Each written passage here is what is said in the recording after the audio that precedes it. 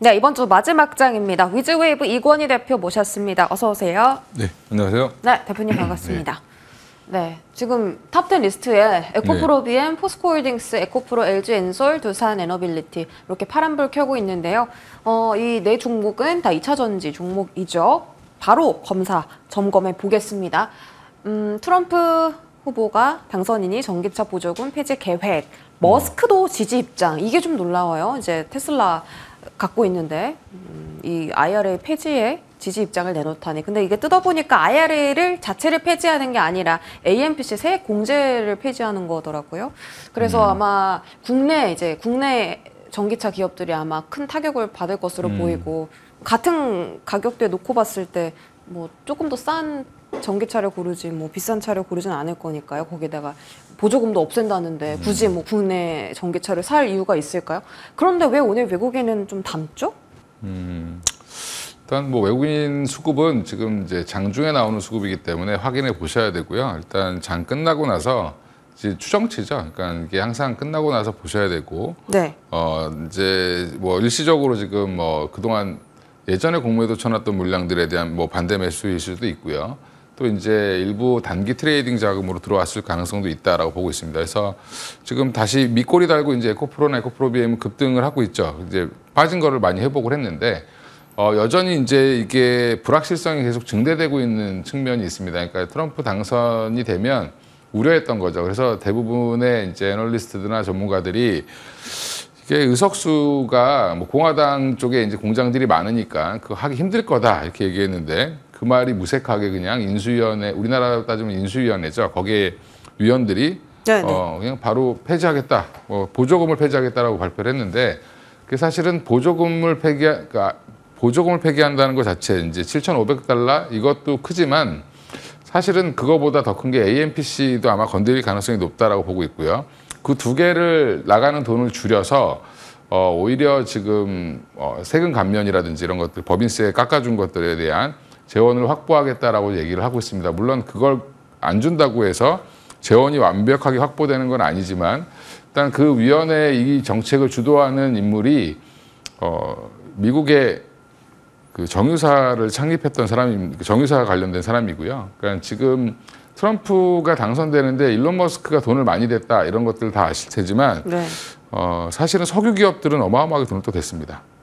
돈을 냈다고요? 예, 지원했습니다. 아. 예, 정유 기업이라든지 이런 쉐보론 이런 종목 이런 회사들이 트럼프를 많이 지원했기 때문에 사실은 전기차의 확대는 정유 회사들 입장에서는 굉장히 좀 안 좋은 거죠. 불리한 거죠. 네. 그런 부분들이 아마 그래서 정책적인 드라이브를 걸 텐데, 물론 이제 이게 의회에서 통과가 될 수 있느냐 없느냐 가지고 이제 공방이 펼쳐질 건데, 그거는 또 그 다음 일이고, 근데 이게 발표가 언제 딱 된 거냐면, 공화당의 하원 의석이 다수로 끝난 게 이제 확정이 됐을 때, 의석이 이제 어제 확정이 됐죠.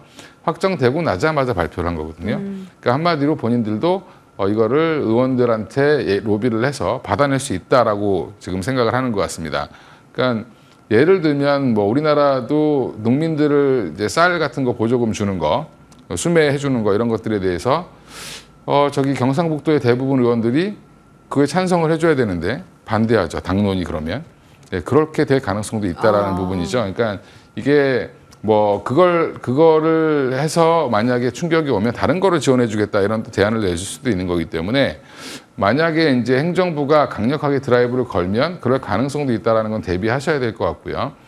그래서 지금 그러면 LG 에너지솔루션이라든지 이런 회사들의 공장 가동률은 점점 좀 쪼그라들 수 있습니다. 그건 이제 전기차 판매 자체가 좀 부진할 수 있고요.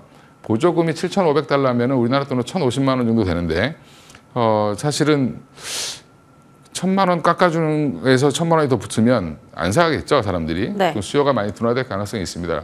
그래서 전에도 말씀드린 것처럼 내연기관차와 가격 경쟁력을 할 정도로 좋아지려면 한 1, 2년은 더 있어야 되는데, 그러면 그 사이에는 전기차 그 성장률이 판매 대수는 생각보다 덜 나올 수 있다, 미국에서.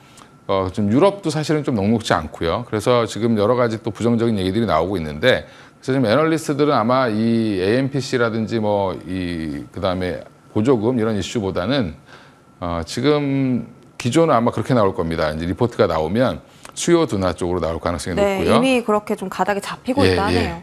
그렇게 잡히면 결국에는 지금 당분간 센티는 별로 안 좋을 수 있다. 그래서 오늘 뭐 일시적으로 반등이 나오거나 밑꼬리를 달아도 사실 추세적으로 반등이 나오기에는 좀 어려운 섹터가 된 것 같고요. 제가 이런 것들을 우려해서 LG엔솔만 보자라고 말씀드렸던 부분인데 물려도 LG엔솔은 빠져나오기가 쉽죠. 사실은. 그리고 그 하락폭도 좀 적고 그래서 지금은 조금 이쪽은 저는 당분간은 그냥 관망을 하시는 게 좋을 것 같고요. 네. 진짜로 행정부가 출범하면서 이 정책이 어떻게 또 변화될지 그 사이에 또 어떻게 논의가 바뀔지에 따라서 또 변동성은 더 나올 수 있습니다. 그래서 굳이 지금 급하게 투자하시기보다는 좀 더 지켜보실 필요 있고 안 갖고 계신 분들은 가지고 계신 분들은 일부 물량을 좀 줄이실 필요는 있다라고 말씀드리겠습니다. 알겠습니다. 자, 지금 화면 보시는 것처럼 전기차 보조금 폐지하면 수출 타격 불가피할 것이고 그럼 당연히 AMPC 가져가는 것도 적어질 거고 여태까지 실적을 좀 많이 방어해줬던 게 AMPC 부문이기 때문에 다음 화면 보시면 또 있습니다. 다음 볼게요. 수령액 추이 보시면 지금 굉장히 많이 떨어졌어요. SK온은 뭐 지금 계속 적자에서 허덕이고 있고요. 근데 최근에 LG엔솔이 또 수주 소식을 알렸던 게 4680 쪽 배터리 쪽 라인이잖아요. 이쪽 라인도 지금은 다 가망 없다고 봐야 돼요. 일단은 지금 다행인 건 뭐 테슬라 향으로 나가고 있는 물량들이 있기 때문에 LG 에너지솔루션은 그나마 이제 포트폴리오가 괜찮죠. 네. 그러니까 리스크가 그나마 다른 기업들보다는 좀 덜하다라고 생각하시면 되고요. 근데 이제 전반적으로 자동차 수요가 줄어든다는 것 자체, 전기차에 그 만약에 지금 10대 중에 100대 중에 4대 정도 팔리고 있다라고 하는데 그게 지금 내년에 만약에 한 6대, 7대 이렇게 팔릴 거다라고 봤는데 그게 만약 그거보다 이제 한 뭐 4대 수준이나 5대 수준으로 팔릴 것 같다. 이렇게 돼버리면 사실은 공장을 열심히 또 가동할 일이 별로 없는 거죠. 네. 그러면 이게 어차피 LG 에너지 솔루션이 많이 만들어서 팔고 싶어도 앞에 전방인 이제 자동차 업체에서 수요가 줄어들면 사실은 LG 엔솔은 뭐 불가피한 거고요. 사실은 AMPC를 제외하고 나면 거의 적자이기 때문에 그렇죠. LG 엔솔도 이제 그런 부분들이 좀 타격이 있다. 그러면 지금 자리는 일단은 좀 도망을 갔다가 정책이 어느 정도 확정이 되고 나서 그때 다시 보시는 게 맞지 않나 생각하고 있습니다. 네. 유럽 쪽도 아까 안 좋다고 하셨는데 지금 중국이 굉장히 유럽에서 공격적으로 전략 짜고 있다라고 알고 있거든요. 중국이 거기서 점유율 차지해버리면 우리나라는 북미에서도 밀리고 유럽에서도 밀리고 이렇게 포지션이 좀 애매하게 될까요? 그렇죠. 이제 고급 차량 같은 경우는 뭐 괜찮지만 어제 이제 그 미국의 리비안을 보면 네. 폭스바겐이랑 합작법인 만든다고 급등했다가 그냥 맞아요. 하루 만에 반납 다 해버렸죠. 예, 그만큼 이제 이 이슈는 되게 큰데 뭐 유럽 같은 경우도 지금 중국이 중국 기업들이 많이 진출을 하고 있고요. 미국은 이제 원천적으로 지금 멕시코의 공장저도 관세를 부과하겠다라고 하고 있고. 근데 하지만 이제 유럽은 여전히 우회 통로가 많습니다. 그 이제 여러 국가가 있다 보니까 우회 통로가 많이 있고요. 관세를 많이 부과한다 하더라도 그래도 가격 경쟁력이 있다라는 부분이 여전히 또 그러면 중저가 차량 입장에서는 우리나라나 이제 다른 나라 기업들이 들어가기가 좀 애매한 상황이 돼버릴 수 있고요. 그래서 지금 배터리 자체 공장이 들어오는 건 막을 수 있겠지만 차가 들어오는 거는 완제품이 들어오는 거는 막기가 좀 어렵거든요. 그런 부분들은 그래서 유럽도 기존에 기대했던 회복률, 그러니까 우리나라 이제 2차 전지의 점유율 이런 것들이 네. 생각보다 줄어들 수 있다라는 우려들이 좀 나오고 있습니다. 알겠습니다. 아까 2차 전지 지금 좀 도망가 있으세요라고 하셨는데 개인 투자자분들이 최근에 2차 전지 진짜 많이 사셨거든요. 네, 그래서 제가 그때 우려를 많이 말씀드렸죠. 근데 그러면 언제까지 도망을 가 있어야 합니까? 지금 뭐 항상 주식시장이 싫어하는 게 불확실성이죠. 네. 불확실한 상황에서는 지금은 아예 사실은 그냥 보시기만 하시는 게 맞고요. 이제 출범하면서 그 사이에 이제 뭐 트럼프가 우리 그냥 이 전기차 관련된 거는 바이든 정부보다 약간 축소하는 대신에 뭐 이렇게 끌어가겠다. 정확하게 이제 선언이 나오거나 또 의회에서 반대한다는 의견이 많다라는 게 또 나오거나 뭐 그럴 때마다 반등은 나올 겁니다. 사실 근데 이제 네. 그쵸, 추세가 완전히 바뀌어야 되겠죠. 예. 트럼프 행정부가 네. 이게 말을 이제 전디줍듯이 바뀐 경우가 참 많았어서요. 예, 그렇습니다. 그런 거 좀 기대를 해보면 좋을 것 같은데 일단 내년 1월 출범이기 때문에 한 약 2달 정도는 조금 흔들림이 있을 수 있다라고 분석하면 될까요? 그렇죠. 한 1월 20일 날 출범하니까 네. 출범한다고 해서 바로 또 그거에 대해서 답변하시는 아니죠. 예. 그러니까 계속 설왕설래 할 때마다 변동성은 좀 커질 수 있습니다. 그래서 뭐 단타를 치시는 분들은 재미있을 수 있을지 모르겠지만 좀 끌고 가겠다고 하신 분들은 굳이 이런 자리에 팔지 말자. 끌고 갈 필요는 없는 거죠. 사지 말자. 아, 사진 말자. 예, 그리고 반등이 나올 때마다 네. 좀 물량을 좀 줄이시는 것도 좋을 것 같습니다. 알겠습니다. 2차 전지 착잡하지만 전략을 좀 계속해서 세워드릴게요. 반도체 보겠습니다. 오늘 삼성전자 반등하고 있고요. 외인기관 삼성전자 지금 같이 순매수하고 있습니다. SK하이닉스도 외인기관 같이 사고 있고요. 이게 뭐 사실 반도체가 좋은 소식이 나와서라기보다 최근에 너무 많이 떨어졌기 때문에 이제 저가 매수 차원에서 사는 것 같고 사만전자 어제 종가가 49,900원이어서 아마 많은 분들께서 좀 놀라셨을 겁니다. 오늘 외인 기관이 순매수 하는데요. 이거 의미 있는 수급일까요? 일단 의미 있는 수급인 거는 장 끝나고 봐야 알 것 같고요. 만약에 외국인들이 한 1,000만 주 이상 매수를 했다. 네. 라고 하면 의미가 있을지 모르겠는데 지금 이게 뭐 그렇게 샀을지 여부는 좀 지켜봐야 될 것 같고요. 근데 지금 어차피 지금 과매도 국면에 들어갔던 삼성전자가 그 과매도 국면을 조금 해소하는 정도로 생각하고 있습니다. 그래서 저는 그래도 한 55,000원까지의 반등은 언제든지 나올 수 있는데 거기에서 이제 한 6만 원까지 또 올라가려면 또 다른 힘이 필요하겠죠. 네. 그래서 여전히 외국인들이 사줘야 올라갑니다. 그래서 그리고 항상 저점은 누가 만드냐면 삼성전자가 가만히 이제 돌이켜 보면 저점은 외국인들이 만들고요. 고점은 항상 개인들이 만듭니다. 명언이십니다. 예. 그럼 지금 저점이라는 말씀이세요? 저점을 만들었던 거죠. 제가 볼 때는. 그래서 삼성전자 뭐 물론 설왕설래 있고 말도 많고 탈도 많은데 여전히 저력이 있는 기업이니까 시간은 아직 있다라고 보고 있고요. 그러면 반등은 언제든지 나올 수 있는 거고. 네. 근데 지금 그러면 내가 지금이라도 사야 되냐 뭐 이렇게 급하게 달려드시기보다는 좀 추이를 지켜보시고 개인들은 어떻게 보면 외국인들이 추세적으로 매수할 때 흔히 뭐 우리 속된 말로 쫀찡 붙는다 그러죠.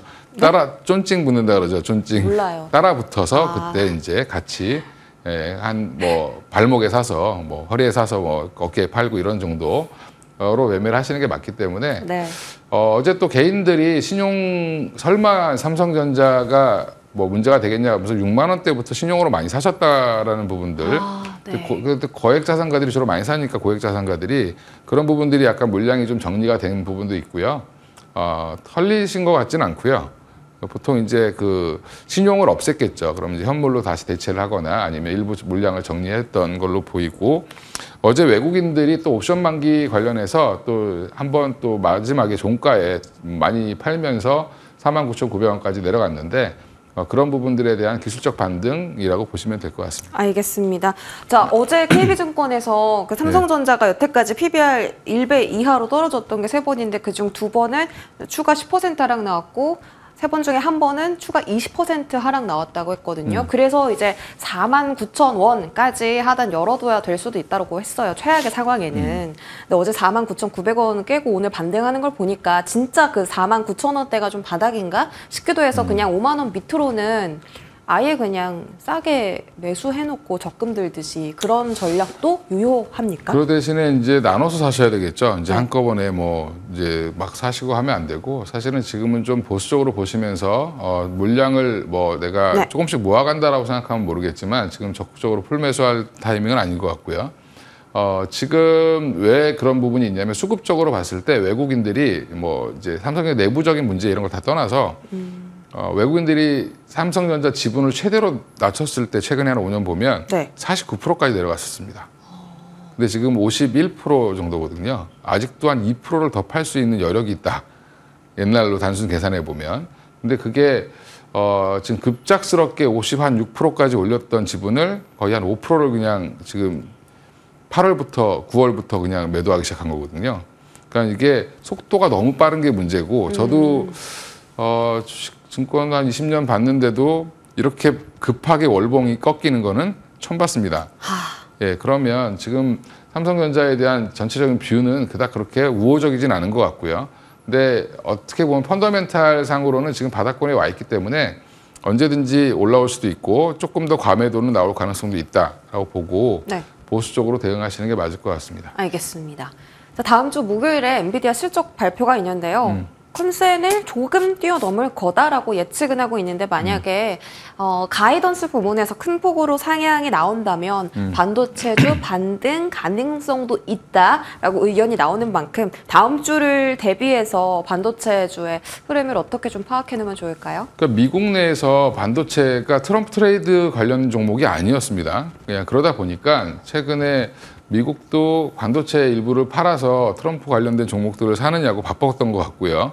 그런 부분들이 이제 어느 정도 해소가 되는 국면이고, 엔비디아가 실적 발표하고 나서 만약에 호실적이 나올 가능성이 높은데, 지금 목표가를 뭐 지금 180불, 190불까지 올린 때도 있는 걸로 보이는데, 엔비디아가 잘 나온다고 해서 우리나라 그러면 엄청나게 잘 갈 거냐라고 하는 건 약간 회의적이긴 합니다만, 그래도 SK하이닉스 중심으로 해서 반등은 또 강하게 나올 가능성은 높다고 보고 있습니다. 그래요? 그럼 SK 하이닉스발 소보장단 오늘 뭐 테크인 같은 종목들도 같이 8% 정도 반등하고 있는데 소보장단도 같이 반등할 수 있을까요? 몇 개 종목 없겠죠. 근데 사실은 그러니까 네. 지금 하나인더 오늘 좀 좋은 흐름 보여주고 있고, 그 외에 이제 한미반도체도 어느 정도 바닥을 좀 잡아가고 있는 것 같고요. 약간 루머에도 좀 시달렸던 것 같은데 그런 부분들이 좀 해소되면 뭐 일단은 반등은 충분히 나올 수 있을 걸로 보고. 지금 테크윙도 어차피 검사 장비를 하이닉스 말고도 지금 삼성전자라든지 그다음에 마리코론 쪽으로도 지금 계속 나가고 있다라고 보고 있기 때문에 추후에 검사 장비 따는 아마 테크윙이 대장이 되지 않겠나 생각하고 있습니다. 그래요. 알겠습니다. 다음 주 엔비디아 실적이기 때문에 그 전까지 반도체 긍정적으로 좀 희망을 가져보겠습니다. 자, 트럼프 트레이드 넘어가 볼게요. 하나오션과 HMM 자리하고 있고요. 조선방산주가 최근 들어서 정말 뭐 52주 신고가도 경신하고 실적도 좋았습니다. 한화 에어로스페이스, 현대로템, 한화시스템 전부 다 전년 동기 대비해서 상승이고요. 다만 오늘 현대로템 제외하고는 외인기관 순매수 리스트에서 확인할 수 있었던 종목은 없는데요.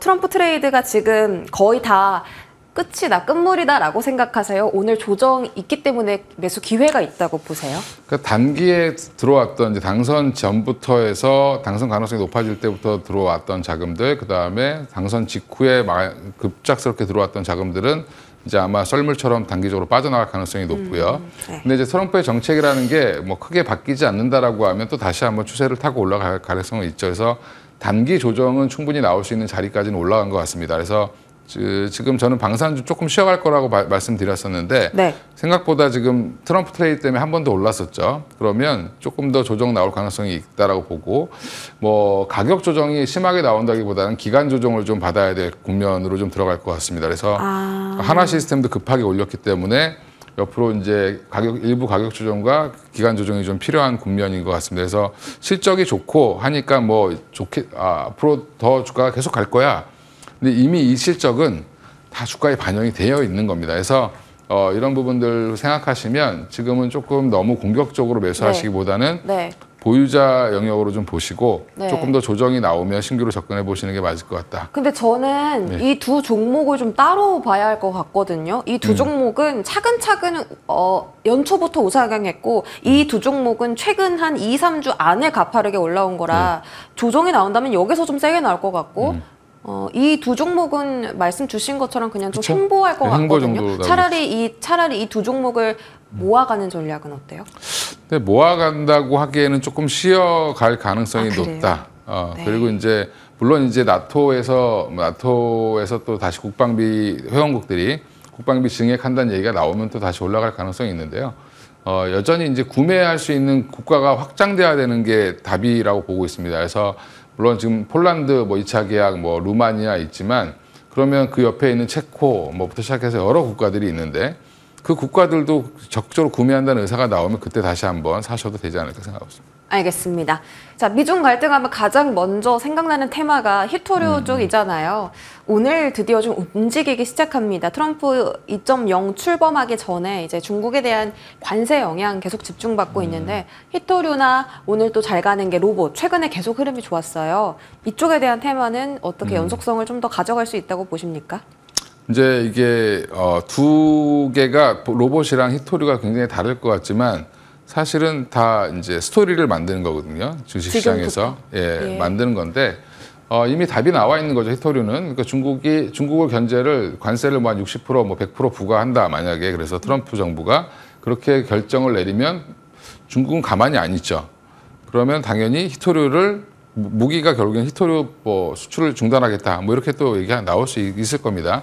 그거를 이제 감안하고 오늘부터 그런 얘기가 지금 나오면서 주가가 올라가는 거고요. 테마를 형성하는 거고 또 하나가 이제 지금 로봇 관련된 건데 사실은 트럼프 수혜주라기보다는 일론 머스크 수혜주죠. 그렇죠. 예, 근데 이제 그 정부 효율부 뭐 정부 효율화위원회 뭐 이런 걸 만들어서 네, 맞아요. 거기 이제 장관급 자리를 줬는데 그게 결국에는 이제 늘공들 한 30% 자르고 예, 정부 예산을 아끼겠다, 뭐 3조 달러 이상 아끼겠다라고 얘기를 하고 있는데 그 얘기가 결국에는 AI의 도입이라든지 뭐 로봇의 도입이라든지 이런 것들을 강화시킬 가능성이 높고요.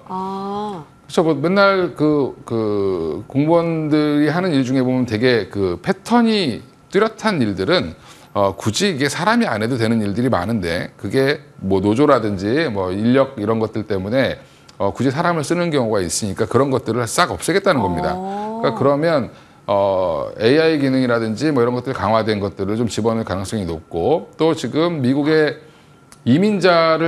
불법 이민자들을 못 들어오게 하겠다라고 지금 강력하게 얘기하고 있는데 그러면 그거는 기존에 들어온 분들은 어떻게 할 수 없어도 추방을 또 시키겠죠, 일부는. 네. 그렇게 되면 사실 노동력 유입이 안 되면 미국의 인건비가 올라갈 겁니다. 네. 그걸 막으려면 결국엔 로봇을 써야 되는 거죠. 그럼 길게 봐야 돼요, 이쪽 섹터는? 그렇죠. 길게 보셔야 되고 그게 이제 조금 이제 반영이 되기 시작하는 건데 사실 우리나라 로봇주들은 가만히 생각해 보시면 협동 로봇 이제 좀 있으면 흑자 날 거야. 그리고 더 적자 났죠. 네. 언제 흑자나요? 예, 일본의 이제 화나기 협동 로봇 1위 기업인데 거기도 적자입니다 지금. 그게 무슨 말이냐면 아직까지는 로봇 시장이 생각보다 돈이 안 된다. 이런 부분들은 여전히 리스크로 안고 있기 때문에 이슈에 팔고 또 빠지면 사고 뭐 이런 트레이딩 전략으로 쓰시는 게 로봇주는 맞을 것 같습니다. 산업 성장은 길게 보되 지금의 주가 맞습니다. 흐름은 좀 단기적으로 보자라는 네. 판단을 주셨습니다. 위즈웨이브 이권희 대표와 이야기 나눴습니다. 고맙습니다. 네, 감사합니다.